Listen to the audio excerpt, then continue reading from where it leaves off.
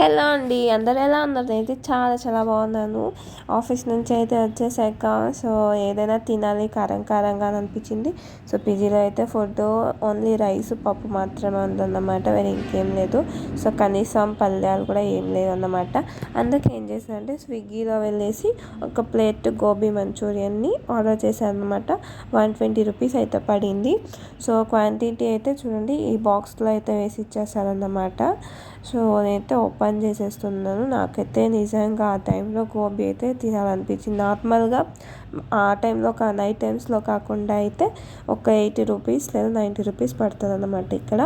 So స్విగ్గీలో అయితే ఒక 20 to 30 రూపీస్ ఎక్కువ పడింది. సో నేనైతే ఫస్ట్ స్మెల్ చూసి ఎలా ఉంది అని తర్వాత తిన్నా. నిజంగా అయితే చాలా చాలా బాగుంది. నైట్ టైం ఎలా ఉంటుందో అనుకున్నా, బట్ టేస్ట్ అయితే సూపర్ అదిరిపోయింది. అండ్ దీంట్లో వాళ్ళు కలర్స్ కూడా వేయలేదన్నమాట. సో నార్మల్గా చేసి ఇచ్చారు. నిజంగా అయితే గోబీ మంచూరియన్ చాలా చాలా అయితే చాలా బాగుంది. టేస్ట్ చూడండి, అక్కడ కలర్ కూడా ఏం కానీ లేదు. సో మీరు ఎంతమందికి ఇష్టమో కమెంట్ చేసేయండి.